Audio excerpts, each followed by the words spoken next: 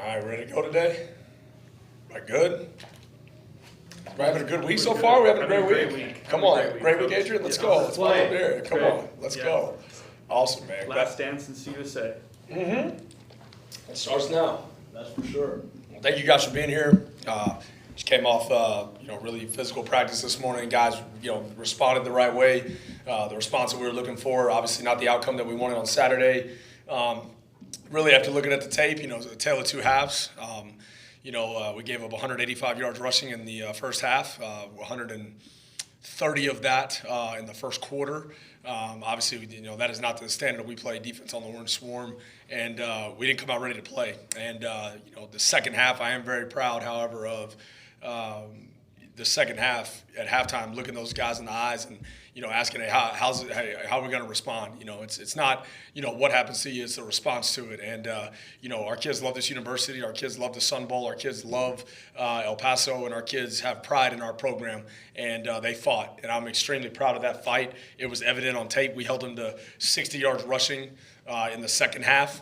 So, obviously offense started kicking it up, cranking it into gear, and putting up points in the fourth quarter. Just too little, too late. And when you play FBS college football games, you cannot put yourself in those kind of holes. We dug ourselves too deep of a hole to climb out of. We had a chance to win the game, there twice, and unfortunately could not capitalize on it.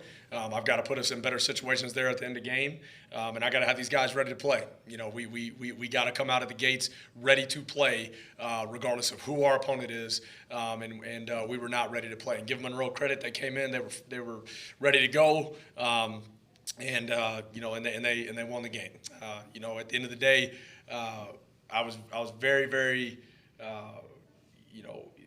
curious of our response, yesterday on a Monday, and our kids, I can't give them enough credit. They came back, they had a player-led meeting.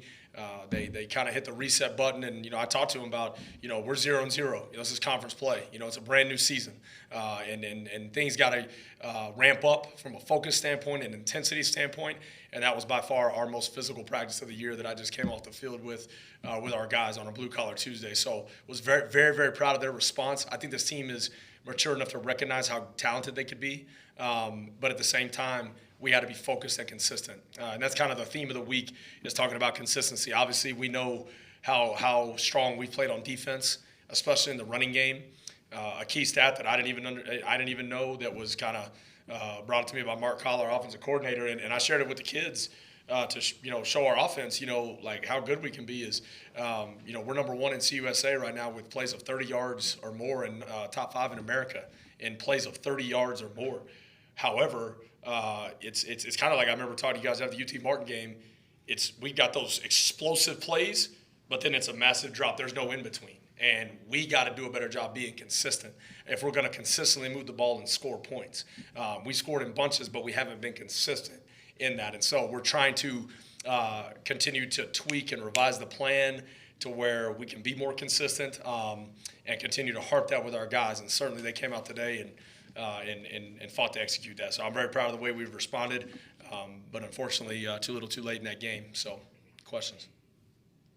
Coach, you touched on it a little bit there, but what's the key on kind of running the ball a little bit more effectively and keeping that consistency on offense? Yeah, I think just fully committing to it, like we've tried to do the past 2 weeks, and when I say fully committed to it, I'm not just talking about like play calling. I'm talking about, for instance, like myself, like I don't need to be in routes on air. I need to be down there, with the running game, and I got to do a better job of that. And that started today, me being, much more around those guys. And I think we got a physical group. I think those offensive linemen, they freaking come off the ball. And, we got to get some consistency at running back.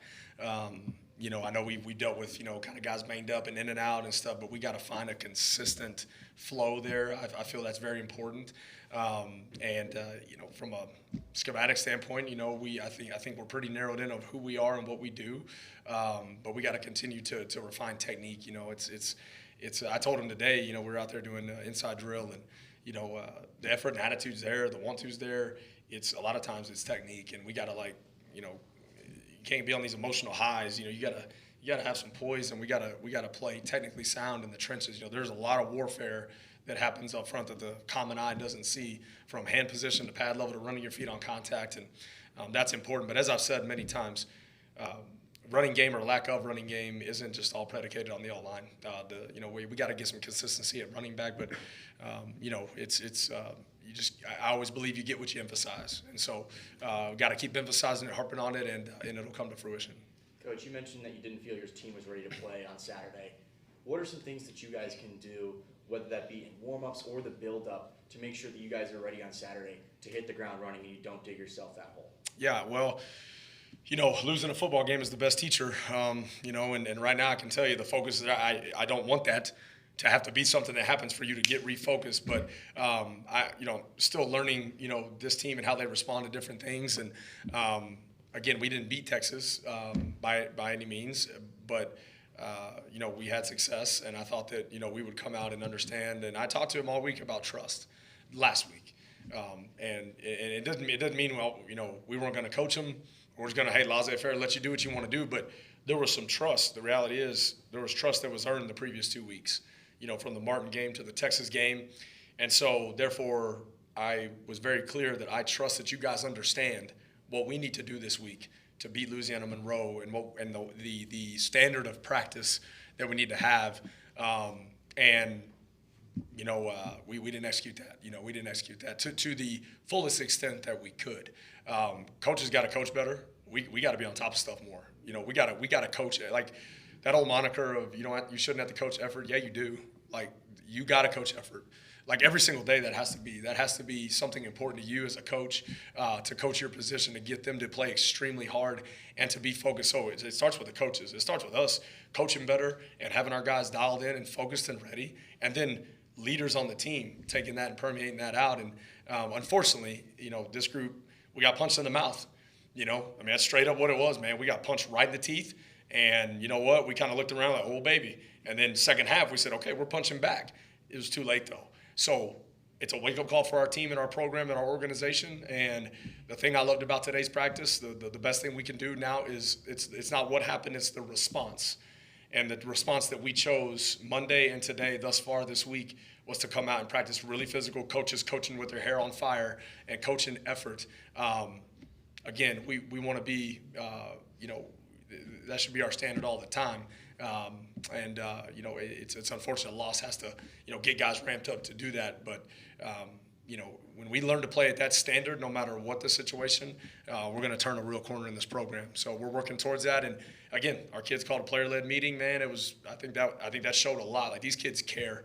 We got a football team that cares, and they love each other and they love this program, and they're extremely focused on having a great conference run. So, but that's got to start in the building first. When you look at Louisiana Tech, winners of 2 straight, just what do you see from the Bulldogs? Yeah, you got to give Coach Cumbie and his staff and everything a ton of credit.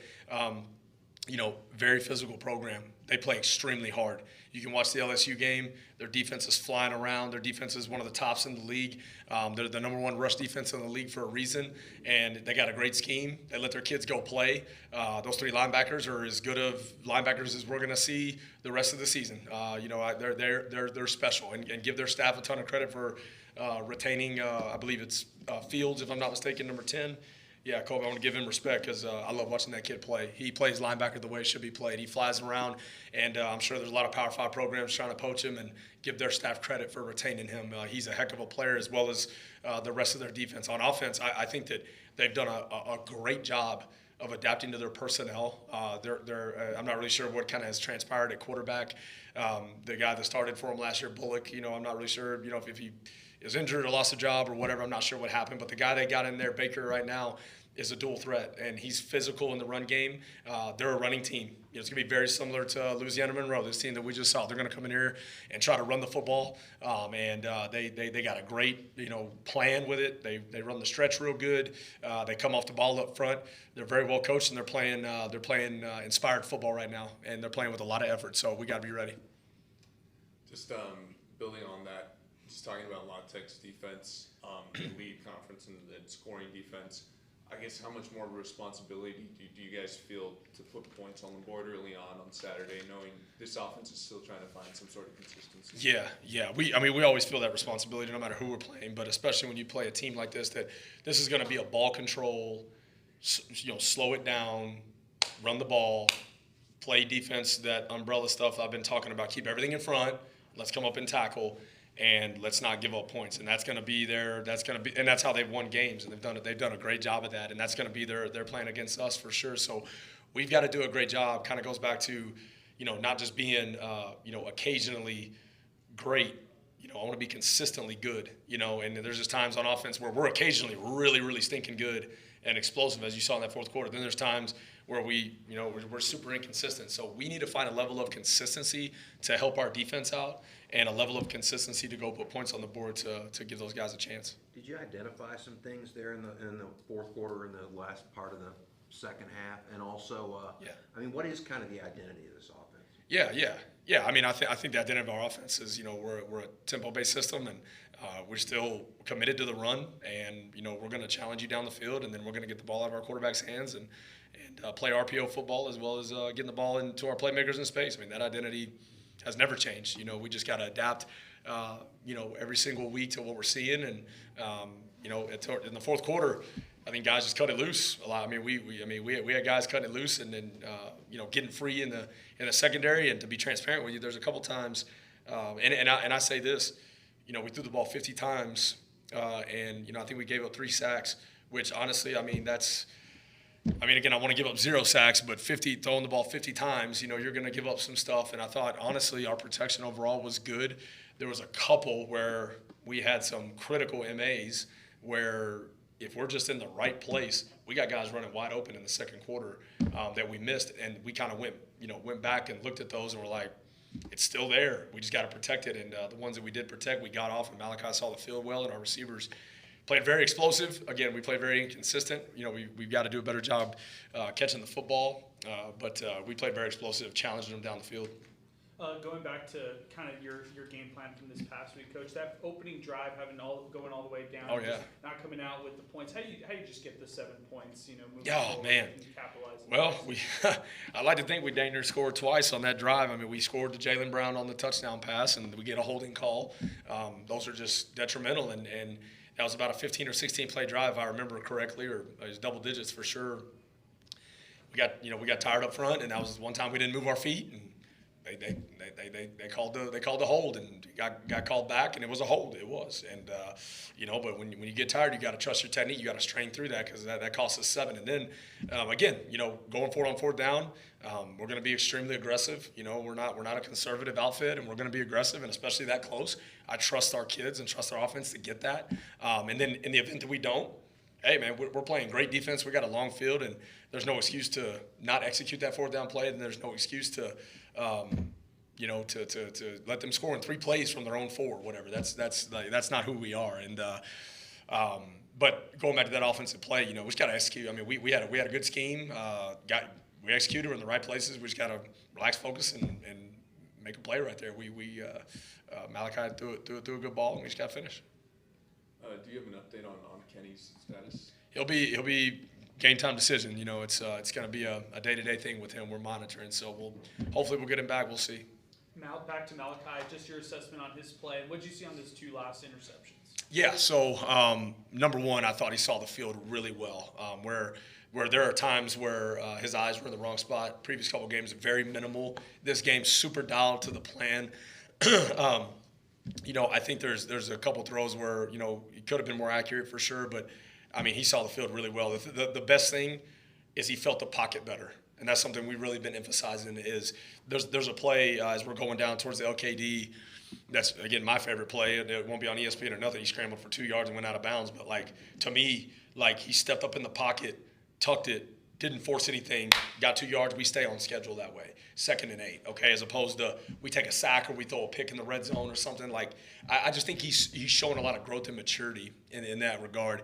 On the last 2 interceptions, number one, it starts with me. I got to put him in a better position to make a play there. I was probably being too aggressive, and we had some concepts with the aggression that I felt like if it wasn't there, we could have got to something.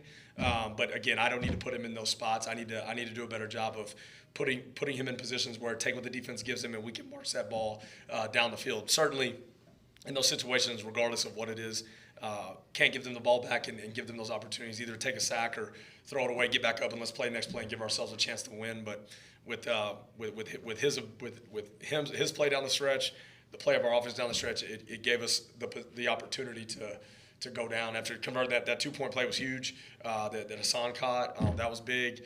And Malachi's play gave us the opportunity to have a chance at the end, but we didn't capitalize. I need to do a better job putting him in position there. Post game, you said Joshua and Garrett are going to be out for the remainder. I guess I know those are two guys that are instrumental to your defense, especially in the linebacker room. How tough of a loss is it to not have them for the remainder of the year? And I guess is that depth in the linebacker room? Are we going to see that coming to fruition now? Yeah. I mean, I sure hope so. That's why we recruited a bunch of great players in that room, and we're gonna need all of them.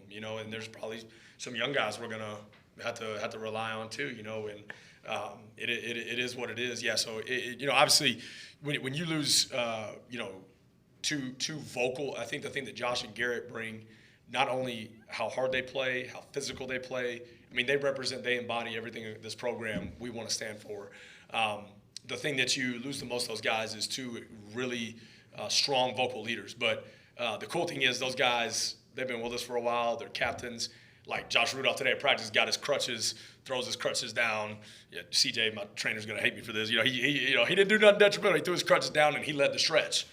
That's the kind of kid he is. So their voice and their presence is still felt for sure. But at the end of the day, it's next man up. There's not a hey, you won this game or lost this game, but you had these injuries. Like, it's part of the game. Everybody's dealing with injuries across the country, and so if we recruited right and we developed right, then we'll have the right depth, and I truly believe we do. So we gotta keep plugging away, and guys got to step up. You mentioned that it was arguably the most physical practice of the year. Do you think that that's going to reflect in tackling come Saturday? Because that was something you guys struggled with. It better, because we that's the softest I've ever seen us play. Just being real. That was a first time. I mean, there's some points I'm like, I don't even know who we are. And it's like I told the kids, like, our fans deserve when they come to the Sun Bowl, regardless of result, they deserve to see a team that plays extremely physical and extremely hard and never gives up. I think the last part occurred. We got a team that never gives up. We're going to fight you tooth and nail. We're going to fight you on our way down. We're sinking. We're going to pull you down with us, and we're going to scratch, claw, bite you. We're going to do whatever the heck we got to do to freaking fight to win that game. And we got a group that'll do that, but we didn't come out ready.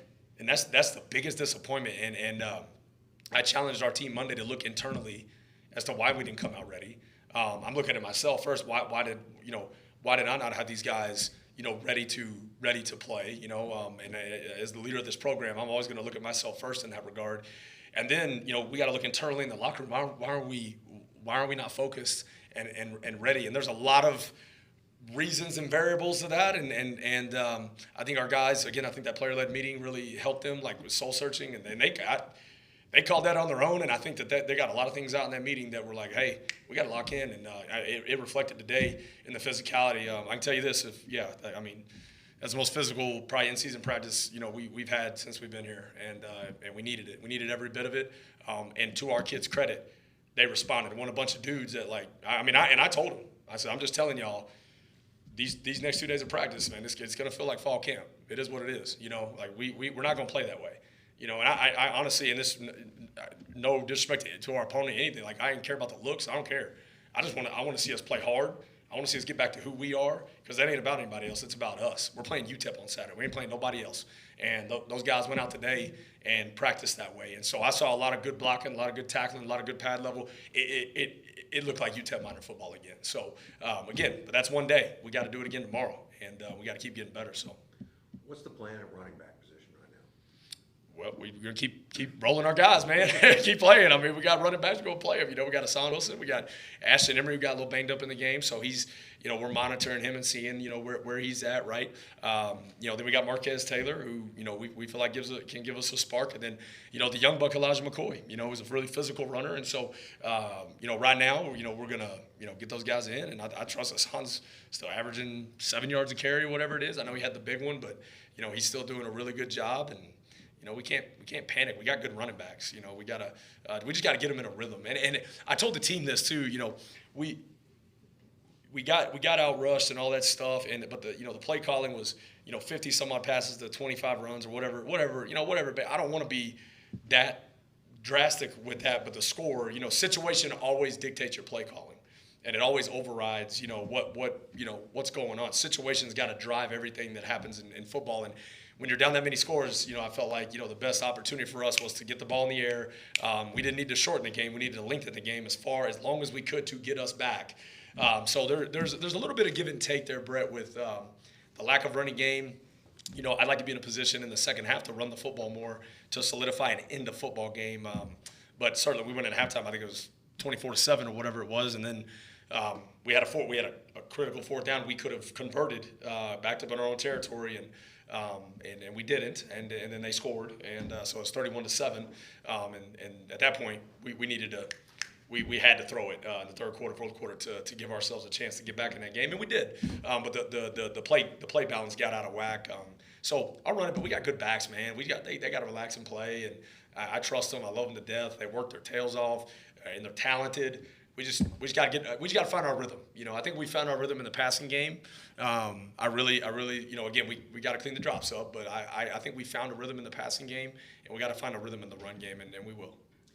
Neil Campbell continues to be kind of an unsung hero on defense. The advanced stats love him as far as pass coverage. What have you seen from him as far as being a lockdown corner for you guys? Bro, let me tell you, I could sit up here for 20 minutes and talk about Neil Campbell, man. Special human being.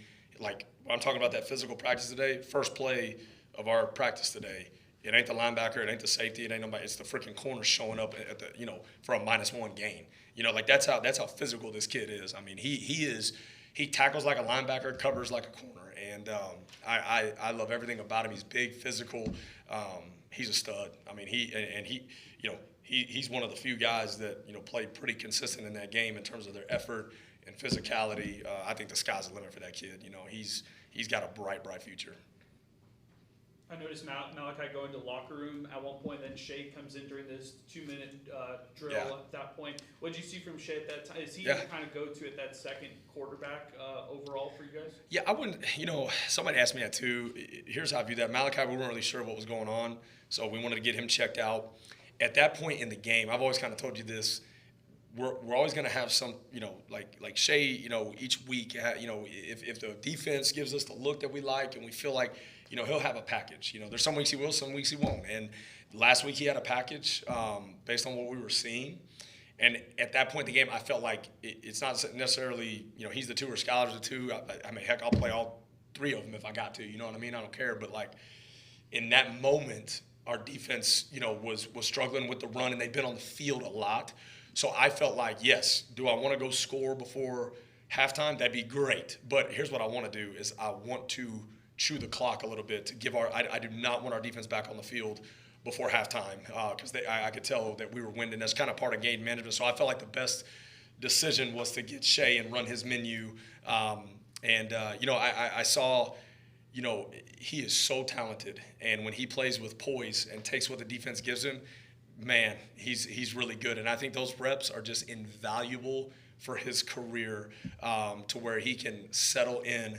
And you know what? Hey, if it's 5 straight handoffs, it's 5 straight handoffs. It doesn't have to be, you know, every play's, you know your play. And it's not that he's selfish or anything. That's not it. It's just like, man, he wants to make a play so bad. And sometimes, you know, hey, you know, he's like, well, let me pull it. You know, and it's like, hey, man, sometimes that ain't the case. But the reads that he did make that were right, I mean, he had some good plays. So it was good for him to get in there, get in the mix. He's been working extremely hard. I told you in spring how what a great spring he had, fall camp he had, and he had a great week of practice last week. So you know, I just felt like it was. I wouldn't really like. I don't really view it as hey, who's my bona fide number 2 guy? It's really situational, and I felt like in that situation we needed to run the football. So that's kind of where it was. What kind of was the decision that went into that at the end of the beginning of the second half, going for fourth down in your own end? I mean, analytics I trust. I mean, I trust it. We've I got my man Robbie with the book next to me, and we trust that. But also too, like when you're down 24-7. At that point, like it's all about scoring touchdowns, and you give them the ball back. There's a chance we stop or hold them to a field goal. We obviously don't want to give up a touchdown in that scenario. I felt like at halftime, I felt like our defense did a fantastic job, like of locking into some adjustments, and I felt like they were ready to play, and I felt like that we could get a stop right there on them. But biggest thing is we needed touchdowns, and punting the football right there to me, it's just not advantageous. It's going to give them the ball. They're going to go on a long drive. They're going to, waste 4 or 5 minutes, and now the clock is against you. Maybe the score is against you, and the clock. I'd rather one of the 2 evils be against me instead of both the evils. And so they scored. We did have ample time. I think we got the ball back, and there was 12 minutes, 11 minutes. So I had plenty of time to go score. So that was the thought process there, and just got to make a play. You look at Louisiana Tech. They, like you, went and played a really good game against a top 5 team on the road, and then they turned around the following week and played probably their best game of the year after that. Do you sort of see something there that you could kind of point to your guys and say, this is what we should have done? I don't really know. I don't really pay attention to other. I'm focused on us, Brett. You know what I mean? I give them a ton of credit for what they've done for sure. I mean, they played LSU, man, as good as we played Texas, and then they came home and handled business, against those guys down the road, and played. Then they played really well against our. I coached at Southern Miss. I know how big of a rivalry that Southern Miss La Tech rivalry is, and for them to win that game is big. I just think our guys gotta, hey man, we gotta settle in, and football is a week-to-week season, man. And you cannot grow lax. If you grow lax in this league or any league at the FBS level, you were going to get beat, and that's what happened to us. We got lax for a half, and we dug ourselves too deep in a hole, and we couldn't get out of it. And that's the bottom line, and we gotta get better. Anything else for Coach? Thanks, guys. Appreciate y'all. Thanks, Coach. Thank you, brother. Appreciate it, Adrian. Brett, thanks for me.